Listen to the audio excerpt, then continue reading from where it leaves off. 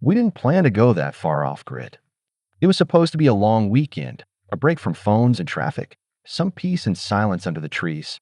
Jess had found the spot through an old hiking forum, a thread from years back that mentioned a forgotten forest road leading into deep wilderness.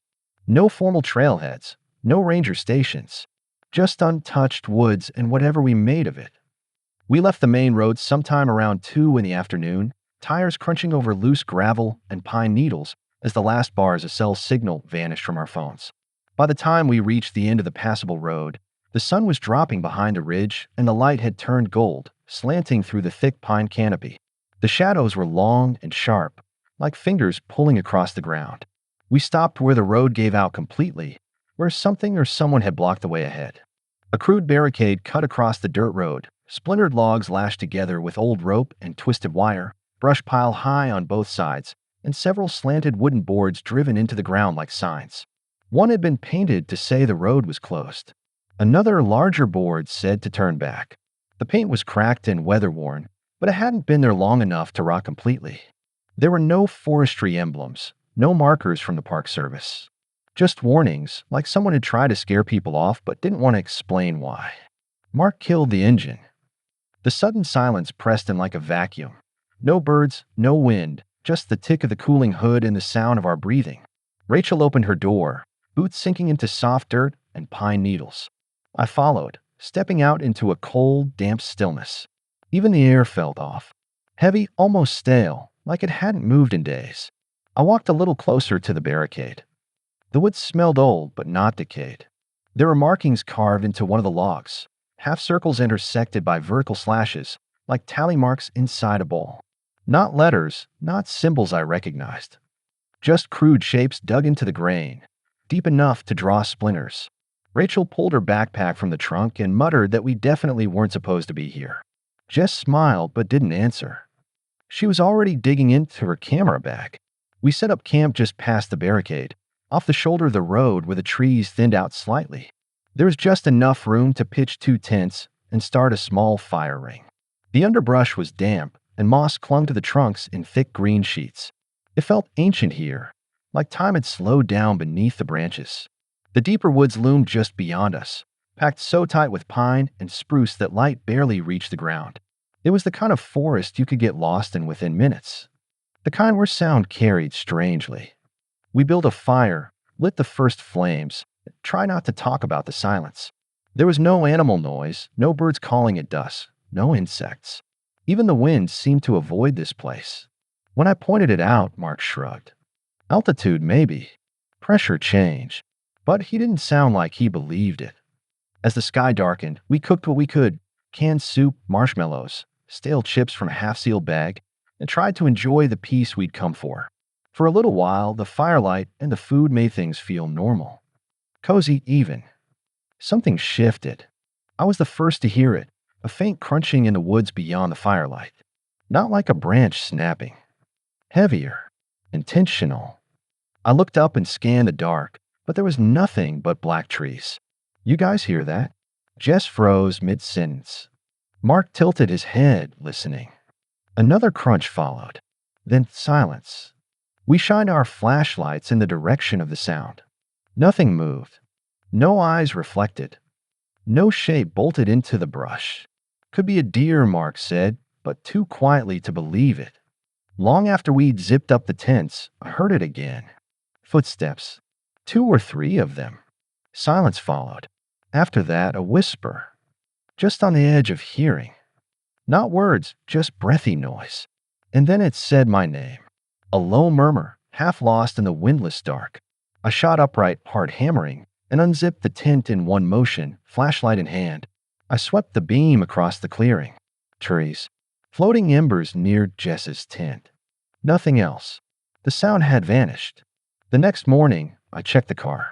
I don't know why. Maybe I just needed something normal to look at. That's when I noticed the tires. All 4 had been slashed. Long, deep cuts right through the sidewalls, each one clean and methodical. A hunting knife, dull-edged, wide-bladed, was still wedged into the rubber of the rear driver's side, like whoever had done it wanted us to see the blade left behind. I called out to the others. Rachel came running, still half groggy from sleep. Jess didn't say anything, just stared at the knife, then at the trees, then slowly pulled her phone from her jacket. Still no signal. Not even a flicker. Mark cursed and kicked a pine cone into the trees. What kind of psycho comes out here just to screw with people? We didn't know yet. Not really. But things kept piling up.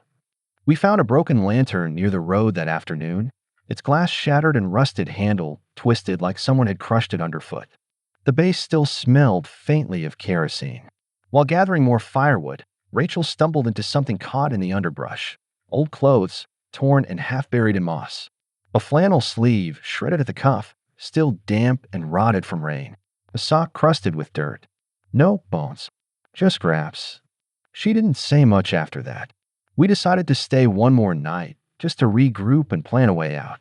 Mark said he might be able to patch one of the tires enough to roll slowly back down the access road, or maybe we could hike out together and find help. But none of us really believed it would be that easy. That night, the whispers returned. They didn't say names this time. Just low, murmuring breaths that circled the tents and flickered with the wind, except there was no wind. I lay awake for hours, gripping my knife under the sleeping bag, staring at the nylon roof, and willing the fire to stay lit outside. When the sun rose, I emerged into a world that felt different. The trees hadn't moved, but the air had a weight to it now, like the forest was watching. Mark stood near the fire pit, arms folded. Jess was crouched beside the car, examining something. As I got closer, I saw it, a bone tied to the windshield wiper with braided twine. Small, clean, bleached white. Not animal. At least, not any animal I'd ever seen. Jess looked up at me and said quietly that we needed to go. No. We spent the morning trying to fix the tires. Mark pulled out 2 patch kits from his pack, meant for mountain bikes, not something this heavy, but it was all we had. Jess and I kept watch while he worked, our eyes constantly drawn to the edge of the forest. Every creak in the branches, every shift of shadow felt like a signal we couldn't interpret. The knife was still embedded in the rubber of the rear tire, left in place as if removing it would cross a threshold we weren't ready for. The silence hadn't lifted. No birds, no distant wind, nothing natural to fill the air. Just our breathing and the occasional metallic scrape of Mark working the patches. By late morning, the effort had failed. The damage was too deep, too methodical. With no cell signal and no other way to call for help, there was only one option left. We'd have to hike out. We packed lightly, leaving behind anything we didn't absolutely need. Jess had 1 flare left. Rachel took the first aid kit. I carried the flashlight and a knife. Mark slipped the other knife, the one from the tire, into his belt loop without a word. The trail that led us in didn't feel like a trail anymore. The forest was colder today. The air carried a sharp edge, like pressure was building behind the treetops. The overcast sky pressed down as we started walking again, the tree canopy dulling everything to a dim gray. We hadn't gone far before Mark suddenly stopped, crouching low beside a young pine sapling. He brushed aside a mat of dead leaves, revealing something thin and taut beneath. Fishing line, barely visible, stretched tightly between 2 trees at ankle height, tied off with bits of bone and what looked like torn fabric. A few feet beyond it, hidden beneath a loose pile of brush, was a shallow pit lined with sharpened wooden stakes. The leaves had been arranged carefully to conceal the edges. Dry dirt clung to the points, and some of the wood had been scorched at the tips. It wasn't just a trap. It was a warning, meticulously constructed and placed with intent. Mark stood slowly, his voice low. This was never meant to catch animals. We began moving with more caution, scanning both the ground and the trees. The deeper we went, the more intentional the forest became. We discovered another line rigged to a bent tree limb, this one attached to a tin can filled with nails. It would have made enough noise to wake the dead. A few steps later, Rachel spotted a snare looped around a branch, its cable frayed but still dangerous. It sat exactly at shin height, hidden behind a narrow root wall. Had she stepped forward blindly, it would have yanked her leg clean out from under her. Only Mark's quick grab stopped her from triggering it.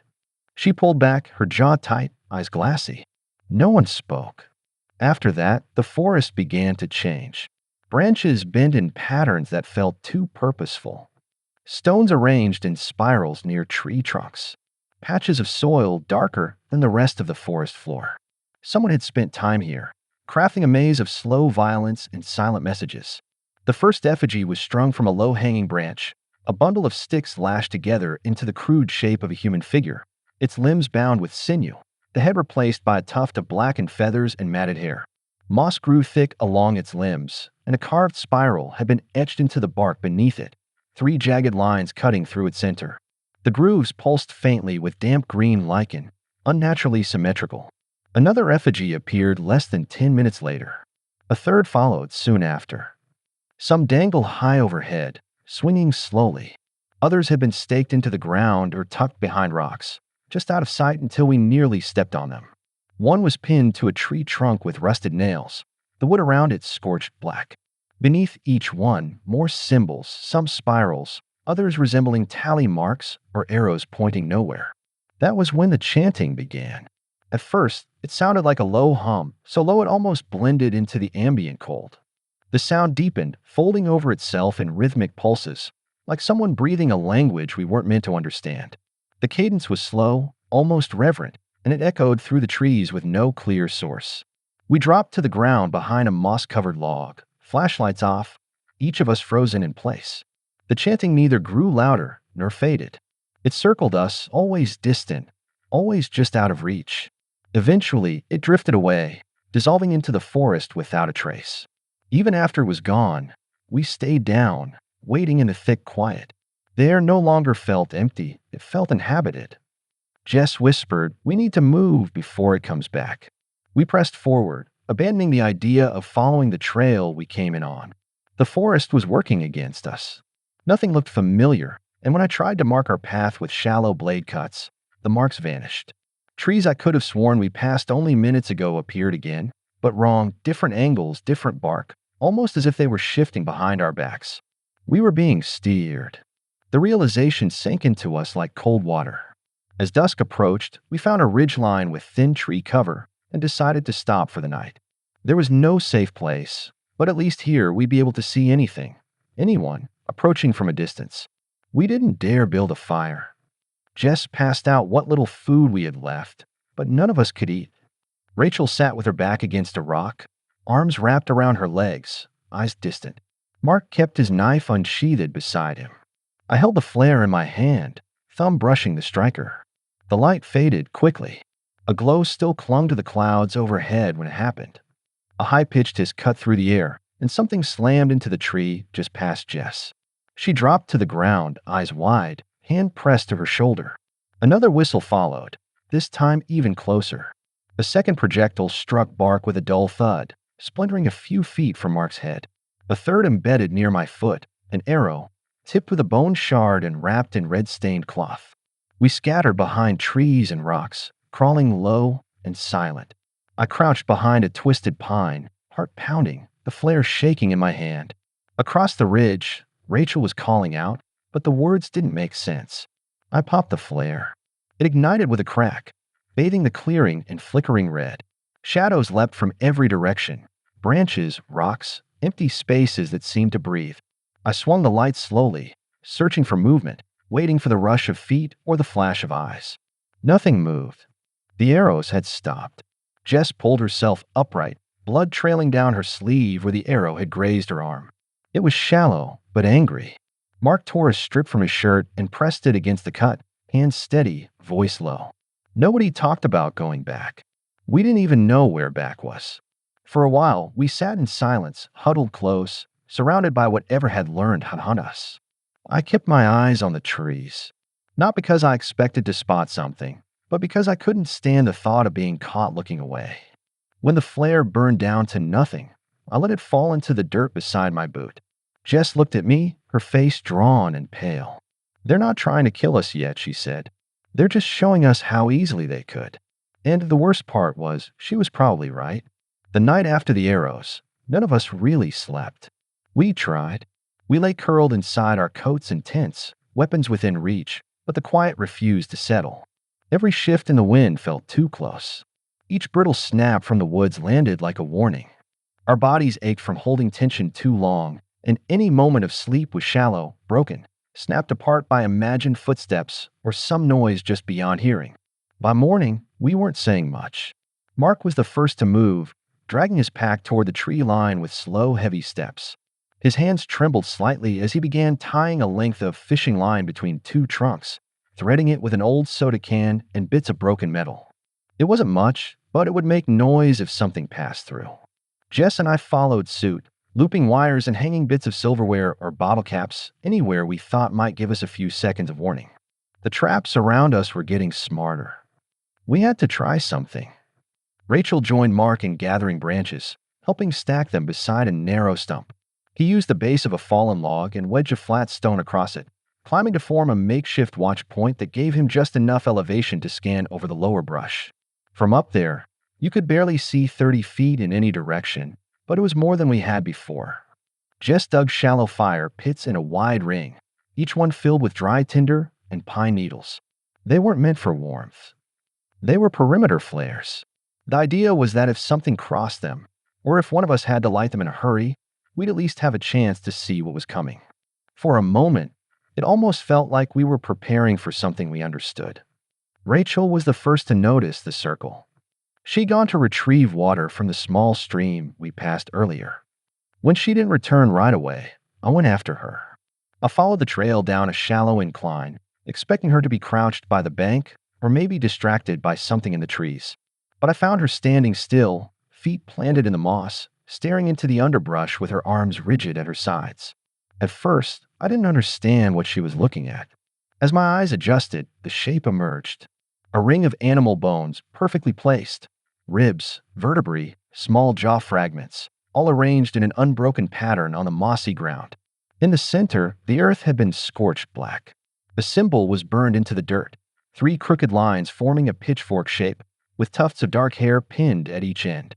It wasn't old. The smell of char still lingered. Rachel didn't speak, but her eyes were wet and her hands wouldn't stop shaking. I guided her back slowly, keeping my flashlight aimed behind us, half expecting the woods themselves to rise up and close in. The walk back felt longer than it should have. Twice she paused, glancing over her shoulder, like she expected something to follow. Even when camp came into view, she stayed quiet.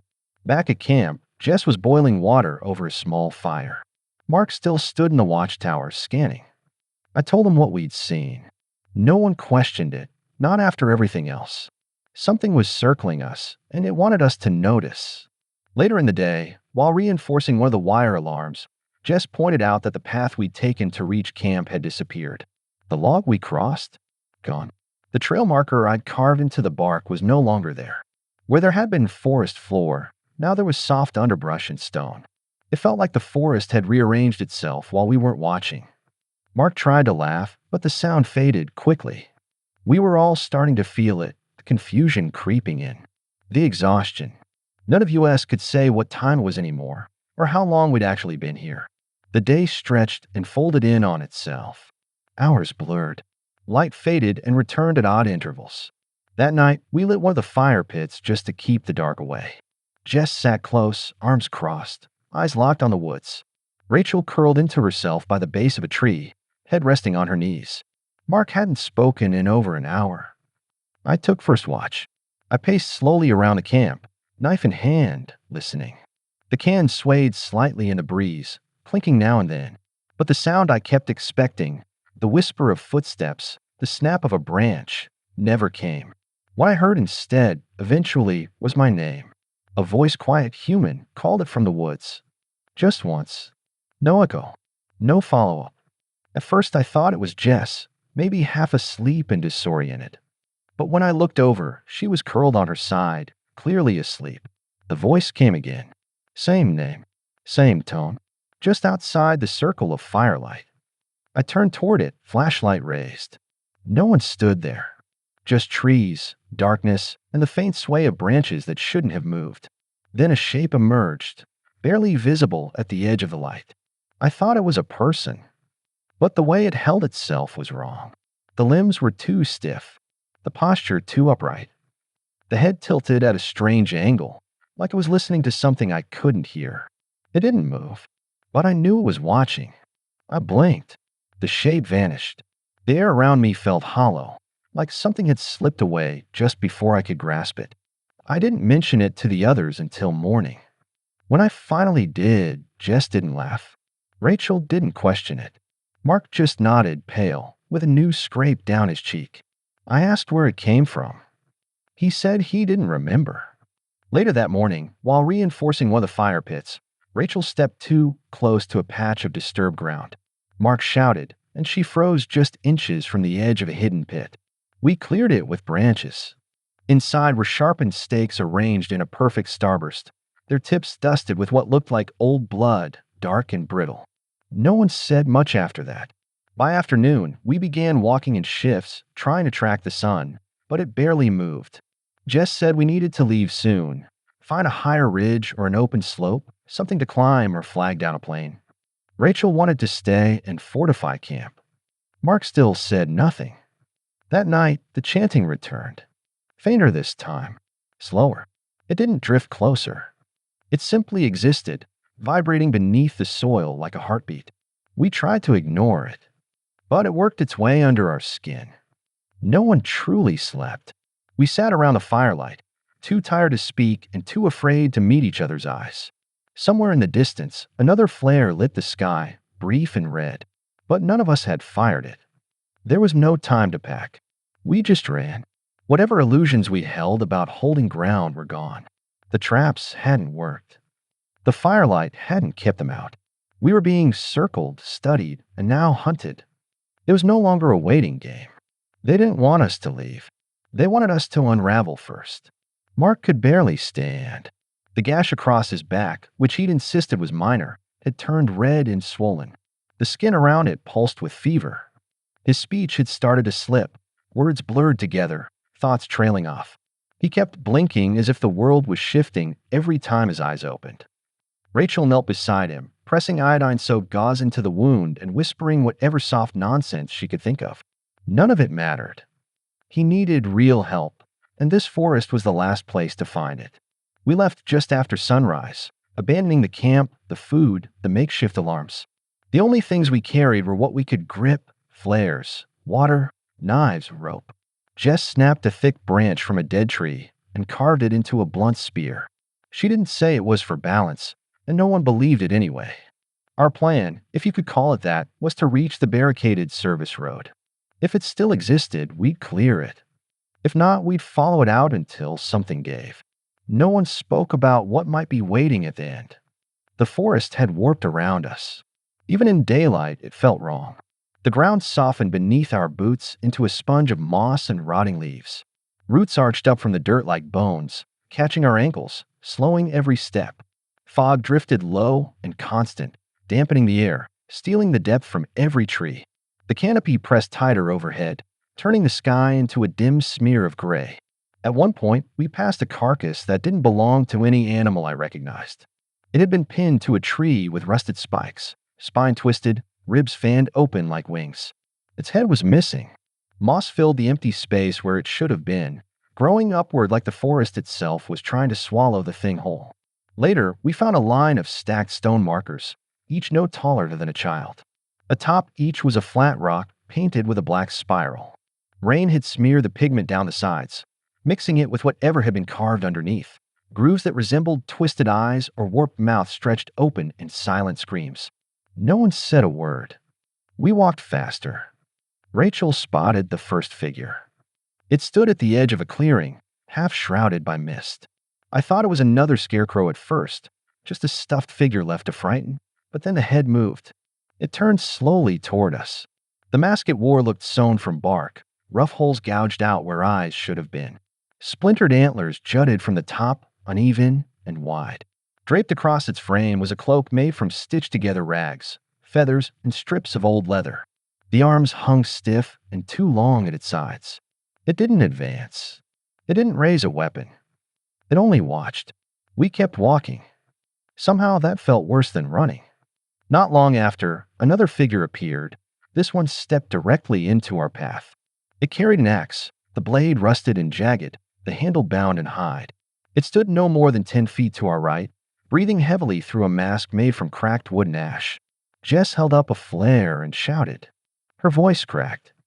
I couldn't remember what she said. She flicked the igniter and hurled it. The white burst flashed through the trees. When it cleared, The figure was gone, but something had been left behind. Symbols marked the trunk where it had stood, an inverted triangle slashed through with a crooked line. Around it, handprints fanned out in charcoal black, smeared hard into the bark like someone had knelt there and begged to be erased. Mark stumbled again. Rachel caught him under the arm. His skin burned with fever. Sweat streamed from his hairline, and his lips kept moving in a whisper. Over and over, he repeated that we were going the wrong way. We kept moving. That was when the chanting began, low and rhythmic. Not the frenzied cries we heard in the earlier nights, but something older, structured, a measured cadence that came from somewhere ahead, echoing across the trees. Deep voices moved in unison, carrying sounds that didn't belong to any language I'd heard. The syllables rose and fell in waves. It felt like a ritual. We pushed forward, more afraid to stop than to continue. Jess gripped her spear tighter. Rachel's hands trembled. I checked my flare again, even though I wasn't sure what I'd do with it. Eventually, the trees pulled back into a clearing, wide and ringed with upright stones. Moss covered everything. A low mist hung close to the earth, muting each footstep. In the center stood a stone altar, flat, cracked, streaked with age. Around it were offerings, skulls, bones, feathers, rusted metal. Some bundles were wrapped in twine. Others were packed with teeth. Jess stepped closer. She pressed her hand to the stone and jerked it back. Blood streaked her palm. The forest exploded. Branches cracked. Screams erupted all around us. Dozens of masked figures burst from the trees, sprinting or crawling, each moving with eerie coordination. Their weapons were crude, stone blades, clubs, sharpened sticks, but they didn't hesitate. Mark was struck from behind and fell across the altar. Rachel screamed. Jess lunged forward, drove her spear into the gut of a robed figure. The mask shattered. Beneath it was a face sewn shut, mouth blackened with old thread. The figure dropped. Another rushed from the side.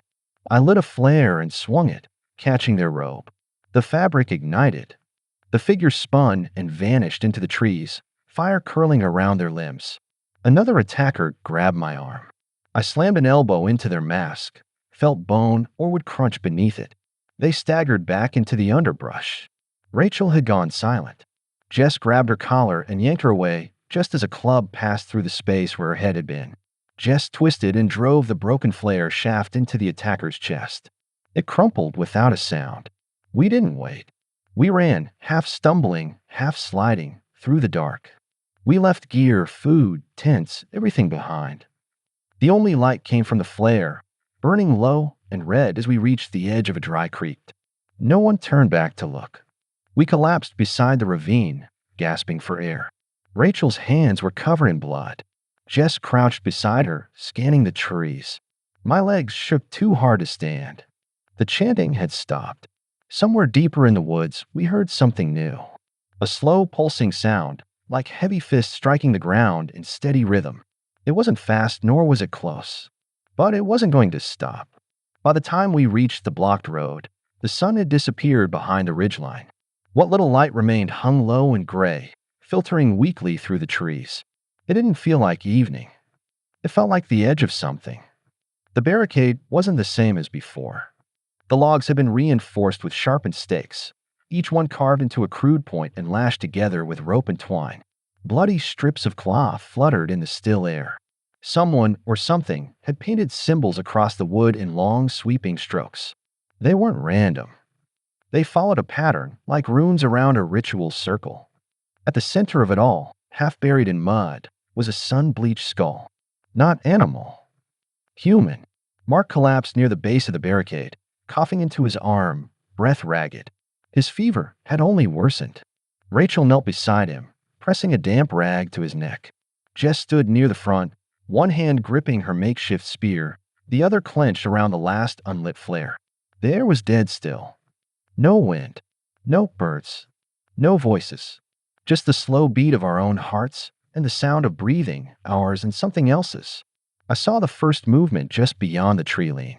A shift in the brush, low and deliberate.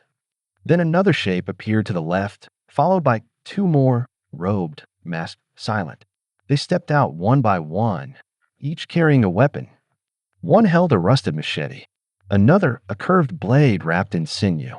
One dragged a heavy club, its head wrapped in barbed wire. They formed a wide half circle around the road, closing off every path but forward. And then he stepped out. The cult leader moved with slow, predatory grace, his presence quiet but suffocating. His mask was carved from bone, shaped into something that might once have resembled a deer or stag, but now twisted and wrong, the antlers warped and split. Bones hung from his shoulders, tied with sinew, and his robe was blackened with soot and dried blood. He held a weapon unlike the others, a long wooden staff tipped with iron, its end wrapped in scorched leather. Something clinked from beneath his robe, chains, or charms, or both. He didn't speak. Not at first. Just raised his free hand slowly, palm outward. The cultists responded without a word. They surged forward. We didn't wait. Jess lit the flare and flung it toward the barricade. It landed just short, the red light spilling across the mud and throwing long shadows over the clearing. I grabbed Mark's arm, helping Rachel drag him back toward the center of the road. The fire from the flare caught on something soaked. Maybe old gasoline, maybe oil, and flames licked upward fast. A second later, they were on us. One cultist lunged at Jess, swinging a hooked blade in a wide arc. She blocked it with the spear shaft, twisting sideways, then drove the point into the attacker's thigh. The figure screamed, dropping to one knee. Another came at me from the side. I ducked instinctively, swung upward with a broken branch I didn't remember picking up, and caught him just beneath the jaw. He stumbled, tripped into the flames, and didn't rise again. Rachel shouted from behind, the sound cut short. I turned and saw her struggling with a masked figure, smaller than the others, wiry, fast. He had a loop of rope in one hand, already around her wrist. She kicked hard, knocked him off balance, and lit a flare of her own from her coat pocket. The light seared across his mask and set his shoulders smoldering. He dropped to the ground, rolling in the ash. But they kept coming. They moved in bursts, silent, coordinated, testing us, separating us. Jess fought with everything she had, lashing out with the spear like a staff, jabbing, spinning, slamming the butt end into ribs and masks and throats. Rachel swung her flare like a blade, eyes wide and glassy, her face smeared with blood and soot. I pulled Mark behind the barricade, keeping my back to the fire, knife out. And then the leader moved. He didn't rush. He walked. Through the flames. Through the smoke. The iron-tipped staff tapped the ground with each step, slow and deliberate. His robe dragged ash behind him, and when he reached the center of the clearing, the other cultist stopped. He tilted his head toward Jess, raised his hand again, and spoke. One word. Low guttural. Something like Tesh Carry. I don't know what it meant, but it felt old. Meant to be heard in the dark. Then he swung. The staff moved faster than I thought it could. It caught Jess across the side, knocking her into the mud. She rolled, came up swinging, and drove the broken spear into his chest. It struck deep. The point pierced the robe and buried itself in flesh. He staggered, but didn't cry out. He pulled the stake from his body, studied the blood along its tip, then held it aloft, offering it like a gift. Jess lunged again and brought him down hard. They crashed into the dirt in a violent heap, limbs thrashing. His mask twisted sideways, then cracked. I couldn't see who was winning, just the blur of fists, a choked yell, the weight of the fight pressing into the ground like thunder. Jess pushed herself upright, face streaked with blood. One arm hung limp at her side. In her good hand, she held the leader's mask split clean down the center. His face beneath was human, hollow-eyed. Ritual scars crossed his lips and forehead, deep and raw. He didn't move. He didn't speak. There was no retreat call, no warning, only silence, as if the chance end marked the end of everything. They vanished into the trees without a sound. We didn't wait. We turned and ran. Mark could barely keep upright as we dragged him to the SUV. One tire was slashed again, but the spare was still in the back. I worked as fast as I could, hands slick with blood, vision flickering at the edges. Jess stood guard. Rachel kept Mark conscious, murmuring his name like a thread she was afraid to loose. When the last bolt clicked into place, we hauled Mark inside. Jess climbed behind the wheel. The engine turned once, twice, then caught. The headlights swept across the barricade, now sagging inward, flames licking at the edges. Smoke curled into the sky in long, spiraling plumes that looked almost deliberate. As we rolled forward, I noticed something scrawled into the inside of the windshield. Drawn in soot or blood, hard to tell. A spiked circle, bisected with a jagged line. I didn't say anything. Jess pressed the gas. The tires gripped. The road held. We moved, slow but steady, down the mountain path. Behind us, the forest didn't stir. The smoke rose. The fire snapped and hissed, then faded into the distance. But somewhere beyond the trees, far back and low to the ground, the chant began again, quiet, measured, patient. It hadn't ended. It had only paused. We didn't speak for the first hour. The road curved steadily downhill, each turn widening just enough to hint at civilization without fully delivering it. Jess kept both hands locked on the wheel, her jaw tight, eyes never leaving the road. In the back, Rachel sat beside Mark, checking his wrist every few minutes, watching for warmth, for a pulse, for anything that meant he was still with us. The trees thinned with each passing mile, but the pressure in my chest never did.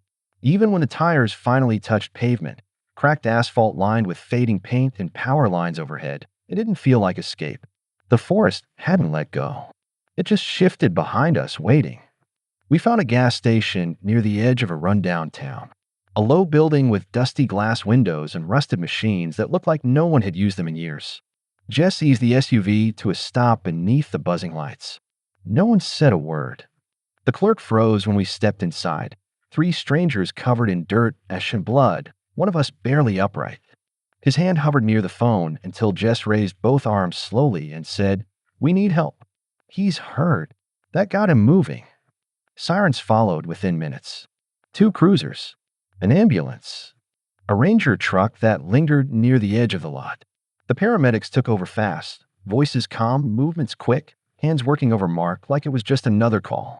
Rachel didn't let go of him until they gently pulled her hand away. I sat on the curb and watched blood dry on my hands while everything moved past me like weather. Deputies asked questions. EMTs gave instructions. Jess wrapped herself in a blanket someone handed her and told the story to an officer who barely blinked. He nodded through all of it, talk of masked figures, fires, traps, a cult in the trees, and when she was done, he just said, "Could be squatters. Survivalists. Meth heads, maybe." He shrugged like he'd heard worse. "We get stories like this now and then. Forest can mess with your head." He asked if we'd been drinking, if we'd taken anything. Said they'd send someone to check it out in the morning. But his tone never changed. He'd already decided what version of the story made sense. They gave us water, blankets, and a few numbers to call. Told us to rest, to recover, to let it pass. No one asked for our clothes. No one inspected the SUV. The keys were handed back without a word, like they just wanted us gone. Mark was admitted to the hospital for blood loss and infection. Rachel rode with him in the ambulance. Jess and I followed behind in the SUV, eyes fixed on the rearview mirror, headlights never quite bright enough. We found a cheap motel 2 towns over, quiet, anonymous, just far enough from everything. The kind of place where the wallpaper peeled, the curtains hung loose, and the TV played weather reports no one watched. Still, it felt better than a tent surrounded by trees. Rachel curled up on the far bed, her eyes empty, her hands fidgeting with the blanket's edge. Jess sat near the door, scrolling through the few photos that hadn't been wiped. Most were gone. A few had survived. Rachel by the fire, me holding a map, the tree line under flare light. And one more. Blurry, tilted, low to the ground. None of us remembered taking it. It showed the clearing near the altar. At first glance, just trees and shadow. But in the corner behind my shoulder was a shape. Half hidden. Too tall. Too still. Humanoid, but not right. Just a silhouette. Jess stared at it, then slowly set the phone down without saying a word. That night, while Rachel slept, I stepped outside. The lot was quiet. No cars, no wind, just the hum of a soda machine and a flickering orange light from the office window. The highway stretched off into fog, vanishing into more trees, not the same ones, not exactly, but still too dark to see into. I stood there too long, waiting, staring into nothing. Nothing moved, but I couldn't shake the feeling that somewhere, just past the light, someone was standing still and watching. By morning, Mark was stable. The fever had broken. His body was wrecked, but he was breathing. The doctors said he was lucky. We didn't ask questions. None of us did. We drove south. No music. No stops, except for gas stations and bathrooms and food we didn't eat. The towns blurred together. Diners, strip malls, endless road. At one stop, Jess opened the glove box and froze. Inside was a scrap of twine. Wrapped tight around the center was a small black feather, damp at the base. The barbs clumped together. She stared at it, then set it gently back and closed the glove box without a word. Eventually, we dropped Rachel at her sister's. I spent one more night in a motel. Mark left with his uncle. We all said we'd check in, keep in touch. For a little while, we did. Then the texts slowed. Then they had stopped. Some nights I slept. Others I didn't. Once, I woke to breathing I couldn't explain. Soft, steady, too close. Not mine. Not inside the room. Just beyond the wall. Another time, I dreamed of the chant. Not the words, just the sound. That low, rising thrum, like a pulse in the dirt, waiting to come back up through the roots. I started finding things out of place. The back door cracked open. Dirt near the porch disturbed. One morning, my fingernails were packed with soil. I hadn't been outside. The last thing I got from Jess came weeks later. A photo. It was her rearview mirror. Fogged around the edges. In the center, clear as day, was a handprint, dark burnt looking, pressed into the glass. She didn't write a caption. I texted her back, "Are you okay?" She never replied.